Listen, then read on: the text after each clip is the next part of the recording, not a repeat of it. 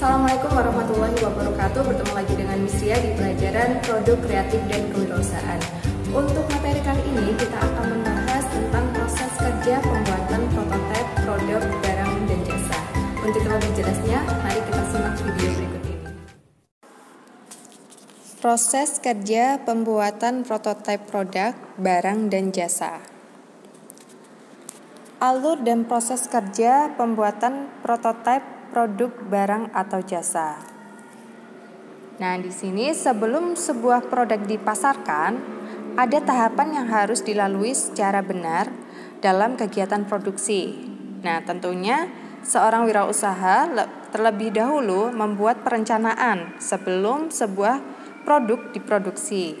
Setelah perencanaan, saatnya seorang wirausaha menentukan alur produksinya, mulai dari pengolahan awal, bahan baku, pembentukan, penyelesaian, pengawasan mutu, hingga distribusi produknya. Dengan demikian, sebelum suatu proses produksi dijalankan, terlebih dahulu harus dibuat diagram alur proses produksi. Diagram alur proses produksi atau disebut juga Production Flow Chart Diagram. Diagram alur proses produksi ini harus dibuat secara jelas terlebih dahulu sebelum suatu proses produksi dijalankan. Berdasarkan diagram alur proses produksi tersebutlah pengetesan dan monitoring atas barang dalam proses produksi atau work in process harus dilakukan agar produk akhir bermutu sesuai dengan rencana.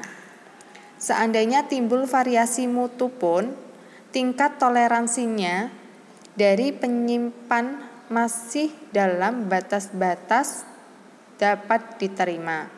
Artinya, melalui tes-tes pada berbagai tahapan proses produksi harus dilakukan agar bila terjadi komponen atau barang yang cacat atau defect, dapat segera diketahui untuk segera ditindaklanjuti. Prosedur pengawasan mutu produk. Pengawasan mutu adalah kegiatan yang dilakukan untuk menjamin bahwa proses yang terjadi akan menghasilkan produk sesuai dengan tujuan yang diinginkan.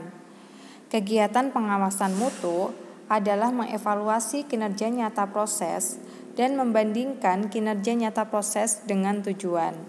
Hal tersebut meliputi semua kegiatan dalam rangka pengawasan rutin mulai dari bahan baku, proses produksi, hingga produk akhir.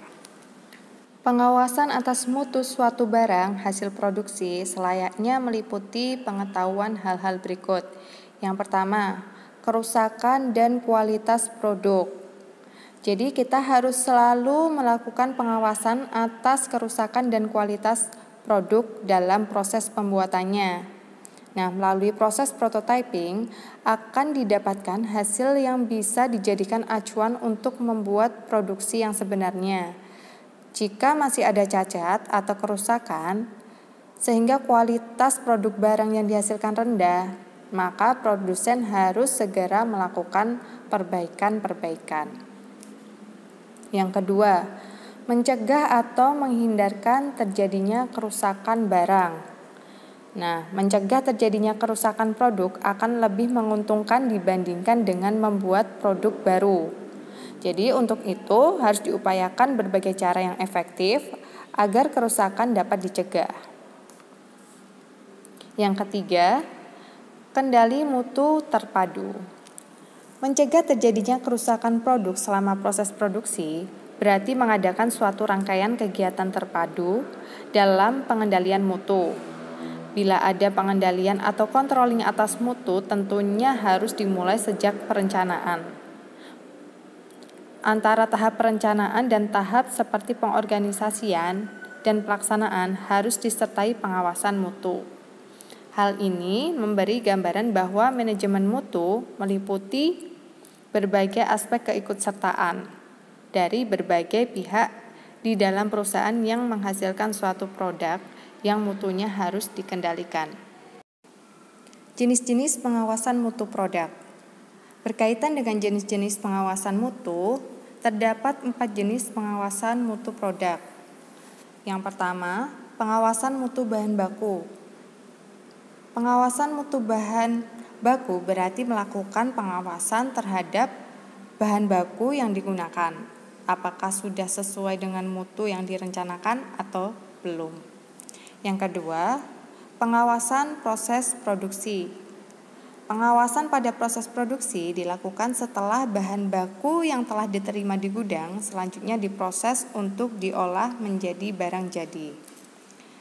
Yang ketiga, pengawasan produk jadi.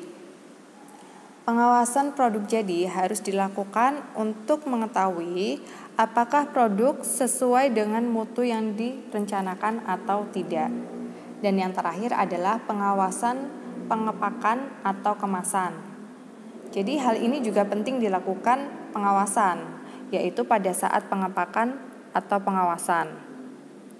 Kemasan merupakan alat untuk melindungi produk agar tetap dalam kondisi sesuai dengan mutu. Jadi di sini secara umum tujuan pengawasan mutu adalah sebagai berikut. Yang pertama, produk akhir mempunyai spesifikasi sesuai dengan standar mutu yang telah ditetapkan. Dan yang kedua, biaya desain produk, biaya inspeksi, dan biaya proses produksi berjalan secara efisien. Pemecahan masalah mutu dengan statistik. Metode statistik diketahui telah digunakan sejak lama dalam rangka membantu perusahaan dalam masalah tertentu yang kompleks. Walaupun demikian, metode statistik sebenarnya mempunyai ketentuan tertentu dalam pelaksanaannya. Suatu hal yang perlu diketahui adalah bahwa dalam industri ternyata statistik merupakan salah satu alat untuk pengendalian mutu termasuk dalam pencegahan kerusakan barang atau defect prevention. Alasan digunakan metode statistik dalam pengawasan mutu adalah sebagai berikut. Yang pertama, menghitung jumlah kerusakan barang dalam proses produksi. Yang kedua, kerusakan atau cacatnya barang. Jadi sebenarnya merupakan akibat terjadinya penyimpangan atau variasi atau deviasi dalam proses produksi.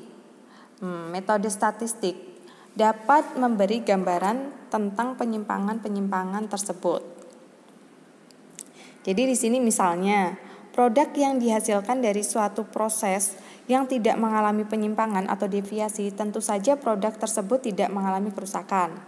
Namun, mengingat proses produksi merupakan kombinasi mesin-mesin dan orang-orang, maka bisa terjadi kekeliruan sehingga produk yang dihasilkan mengalami penyimpangan atau deviasi. Dalam hal yang terakhir inilah peranan statistik untuk mengurangi terjadinya penyimpangan, yang berarti pula mengurangi kerusakan produk akhir. Alat kendali mutu. Dengan statistik quality control diperoleh alat bantu kendali mutu berupa diagram dan histogram. Nah, di sini ada 3, yaitu yang pertama diagram pengendali mutu atau quality control chart, kemudian histogram, dan yang terakhir adalah peranan komputer.